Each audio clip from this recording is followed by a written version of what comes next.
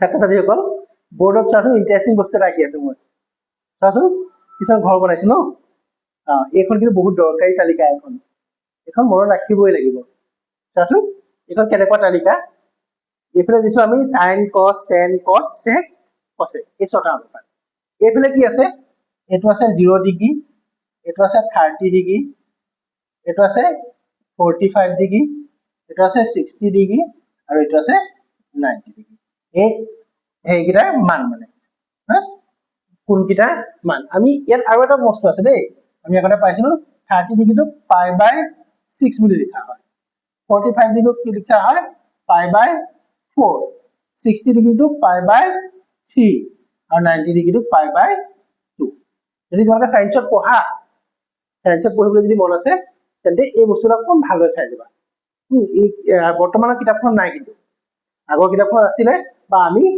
Higher সেকেন্ডাৰীত পাইছিলো higher সেকেন্ডাৰীত ত্ৰিকোণমিতি এখন কিতাপ হ'ব এখন এটা সাবজেক্ট হৈ যাব যদিও আজিকালি মেথছৰ কিতাপখন ডাঙৰ কৰিছে তাতে এটা ভাগ কৰি দিছে কিন্তু আমি পঢ়োতে কি পাইছিলো ত্ৰিকোণমিতি এখন কিতাপ পাইছিলো ইয়াতে তোমালোকে এটা এক্সাৰসাইজ পাবা বা এটা লেসন পাইছা কিন্তু পিছৰ কি পাবা কিতাপ হিচাপে পাবা সেইকাৰণে যিসকলে সায়েন্সত পঢ়িম বুলি ভাবিছা খুব গুৰুত্ব দি চাবা দেই 0 ডিগ্ৰী 30 ডিগ্ৰী 45 60 90 মানে এতিয়া sin 0 মান কিমান হ'ব sin 0 0 sin 30 ডিগ্ৰী মান হাফ sin 45 ডিগ্ৰী মান 1/√2 sin 60 মান √3/2 আৰু sin 90 মান 1 মোৰ থাকিব 0 হাফ 1/√2 √3/2 আৰু 1 তাৰপিছত cos 0 মান কিমান হ'ব 1 cos 30 মান √3/2 cos 45 মান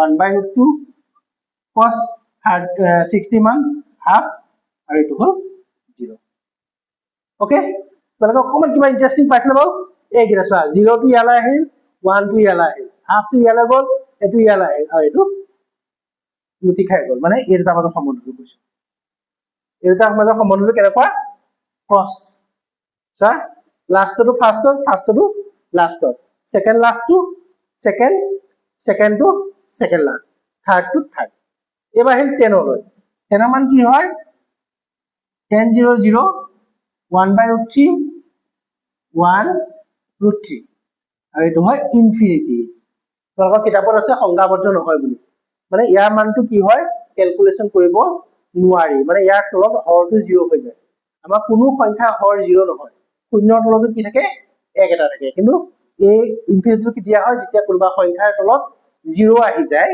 তেতিয়া তাৰ মান কি হৈ যায় ইনফিনিটি হৈ যায় তার 10 মানটো পালো কটটো তেনেকৈ উল্টাই দিছিল এলা আহিলে ইনফিনিটি এটো গল 0 ইয়ালে √3 টো আহিল ইয়ালে 1/√3 টো আহিল ইয়ালে আৰু 1 টো থাকিল ইয়ালে ওকে এটো মানে ক্ৰস তাৰ পিছত আমাৰ কি আহিব সেকটো আমি জানো কাৰ উল্টা cosৰ উল্টা cosটো উল্টাই দিয়া 1 ৰ উল্টা 1 এটো উল্টাই দিলে 2/√3 এটো উল্টাই দিলে √2 ইয়াক উল্টাই দিলে 2 শূন্য উল্টাই দিলে ইনফিনিটি ওকে সাইনৰ উল্টা কি cosec সাইনৰ উল্টা cosec sin 0 উল্টাই দিলে ইনফিনিটি ইয়াক উল্টাই দিলে হাফক উল্টাই দিলে 2 ইয়াক উল্টাই দিলে √2 ইয়াক উল্টাই দিলে 2/√3 আৰু 1ক উল্টাই দিলে হ'ব মনত হ'বনে একদম সহজকৈ মনত ৰাখিবলৈ কেনেকুৱা কৰিবা জানা একদম সহজ ব্যৱস্থা এটা কৰিছে চোৱা দেখাখন টান লাগিছে সহজ ব্যৱস্থা এটা কৰিছে কি কৰিম এটো ওপৰত 0 পাতা ইয়াত 1 পাতা ইয়াত 2 পাতা ইয়াত 3 পাতা ইয়াত 4 পাতা আৰু সবৰে তলত 4 4 কৰি দিয়া 4 4 কৰি দিয়া কইনা 4 4 কৰিলা তাৰপিছত বৰ্গমূল লৈ লোৱা বৰ্গমূল ললা সেইটোৱে এই প্ৰথম লাইনটো পাই যাবা চাচোন এই লাইনটো পাই যাবা এইজনে এই লাইনটো পাই যাবা কেনেকে 0 বৰ্গমূল 0 0ক 4 হল কৰিলে 0 0 বৰ্গমূল 0 1 ৰ বৰ্গমূল 1 4 বৰ্গমূল 2 2 আৰু 4 কাটা কৰিলে কিমান হ'ব দুভাগৰ 1 হ'ব ন দুভাগৰ 1 1 ৰ বৰ্গমূল 1 2 বৰ্গমূল √2 3 বৰ্গমূল √3 4 বৰ্গমূল 2 4 4 হল কৰিলে এবাৰ 1 ৰ বৰ্গমূল 1 ইয়াক তাৰপিছত এই লাইনটো মনত ৰাখা যে এইটো ইয়ালৈ দিলা এইটো ইয়ালৈ দিলা, এইটো ইয়ালৈ দিলা, এইটো ইয়ালৈ দিলা। ওকে, tan টো পাবলৈ হলে কি কৰিবা তুমি sin থিটা বাই cos থিটা কৰি দিবা। আমি পাইছিলো tan মানে কি আছিলে sin বাই cos। ইয়াৰ আগৰ সূত্ৰ এটাত মই ষ্টাৰ মাৰি দিছিলো।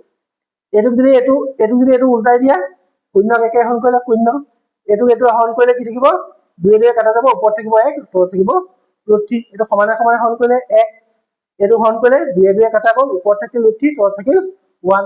একক শূন্য হৰণ কৰিলে কি হ'ব ইনফিনিটি। মানে যিকোনো সংখ্যাৰ তলত যদি শূন্য হয় তাৰ ভ্যালু কি হয় ইনফিনিটি হয়। তেনেকে tan ৰ উল্টাটো কি পালো cot, cos ৰ উল্টাটো কি পালো sec, আৰু sin ৰ উল্টাটো cosec। ওকে, তালিকাখন মনত ৰবনে? ভাল লাগিছে? ওকে, তোমালোকে অকণমান গুৰুত্ব দি চাবা দেই তালিকাখন।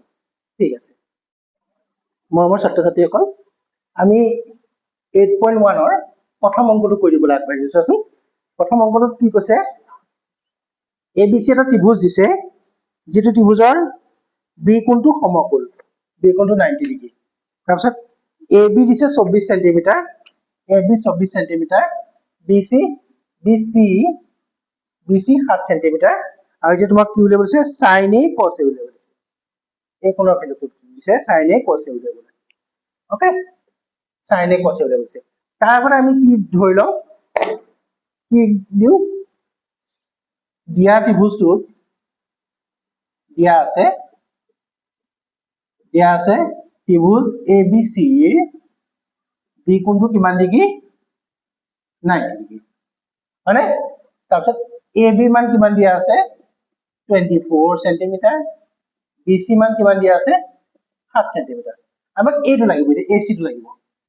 হয়, আমি কোনটো সূত্ৰ ব্যৱহাৰ কৰিম, এটাকে AC square is equal AB square যোগ BC স্কয়াৰ। ওকে, কোনটো সূত্ৰ ব্যৱহাৰ কৰিলো, পাইথাগোৰাছৰ সূত্ৰটো। তাৰমানে AB স্কয়াৰ মানে কিমান হ'ল 24 স্কয়াৰ, এটো হ'ল 7 স্কয়াৰ, 576 প্লাস 49 625। এটাকে AC মান কিমান পালো, AC মান কিমান পালো 625 বৰ্গমূল 25 সেন্টিমিটাৰ। এইটো মান কিমান পালো 25 সেন্টিমিটাৰ। এতিয়া আমি কি উলিয়াব লাগে, sin A মানে A কোণৰ sin ভ্যালু। যেতিয়া A কোণটো লম এইটো কি হ'ব ভূমি হয়নে, এইটো কোণ ললে এইটো দাম মিলি থকাৰ কাৰণে এইটো হ'ল ভূমি A, এইটো X, এইটো ফিক্স, আৰু এইটো হ'ব কি P, পাৰপেন্ডিকুলাৰ। এতিয়া sin থিটা ইকুৱেল কি আছিলে P বাই X, sin থিটা মান কি আছিলে P বাই X, P বাই X। তে P মান কিমান পালো চোৱাচোন, P মান কিমান পালো, P 7 সেন্টিমিটাৰ, 7 সেন্টিমিটাৰ, H মান পালো 25 সেন্টিমিটাৰ। তাৰমানে কিমান হ'ব 7/25। বুজি পালা? তাৰপিছত cos A মান উলিয়াব দিছে, cos A টো কি আছিলে B বাই X, B মান কিমান আছে 24 সেন্টিমিটাৰ, H মান আছে 25 সেন্টিমিটাৰ, তাৰমানে 24/25 পালো, sin A পালো, cos A পালো। তাৰপিছত 2 নম্বৰ অংকত কি কৈছে চাচোন, 1 আৰু 2 টোত কি কৰিব দিছিলে, 1 আৰু 2 টোত কি আছে sin C cos C, sin C। এই যে C টো দিয়াৰ লগে তোমাৰ অকল খেলি মেলি লাগি যাব। C মানে আমাক A কোণটো লবলৈ দিয়া নাই, এইটো কোণ ল'ব দিছে C কোণটো বুলি কোৱাৰ লগে লগে এতিয়া কি আহি যাব, এই C কোণটো আৰু B কোণটো সংযোগী ৰেখাডাল কি হ'ব B, মানে এইডাল হৈ গ'ল B। এবাৰ এইডাল হ'ল B, P টো এতিয়া চেঞ্জ হৈ যাব, এইটো হ'ব P, মানে ভূমি এইটো হৈ নাথাকে, ভূমি এইটো হ'ব। মানে ত্ৰিভুজটো আছিলে থিয় কৰি দেখুৱাব লাগিছিল, হয় থিয় কৰি দেখিলে এডাল হ'ল ভূমি, এডাল হ'ল উন্নতি, কিন্তু পাৰপেন্ডিকুলাৰ হাইপোটেনাছটো একেই থাকিব। এতিয়া চাওক sin C ইকুৱেল কি হ'ব P বাই H, P কোনটো এইটো, এইটো B হৈ যোৱাৰ লগে এইটো P হ'ল, মানে কিমান হ'ল 24 সেন্টিমিটাৰ বাই 25 সেন্টিমিটাৰ, মানে 24/25। cos C মানে B বাই H, B মান কিমান 7 সেন্টিমিটাৰ বাই 25 সেন্টিমিটাৰ, মানে 7/25। ওকে, এইটোৱে হ'ল তোমালোকৰ ফাৰ্ষ্ট অংকটো, হয়নে? টান লগা নাই, নাই লাগে ন? এতিয়া আমি সহজতে কৰি দিছো খালি এই সম্বন্ধকেইটা অকণ ভালদৰে মনত ৰাখিবা যিটো থিতা হিচাপে লোৱা যায় সেই থিতা আৰু 90 ডিগ্ৰী সংযোগী ৰেখাডাল সদায় বেছ বুলি ধৰিবা আৰু যদি সেইটোৱে খেলি মেলি হয় গোটেই উত্তৰটো খেলি মেলি হ'ব আৰু তুমি এই ফৰ্মুলা কেইটা p by h b by h p by b sin থিটা cos থিটা tan থিটা cot থিটা sec থিটা cosec থিটা ইয়াৰ যিকেইটা অনুপাতকেইটা সুন্দৰকৈ মনত ৰাখিবা দেই আজি এই পদটো ভালদৰে চাই লোৱা ইয়াৰ পিছৰকেইটা পিছত কৰি দি আছো ধন্যবাদ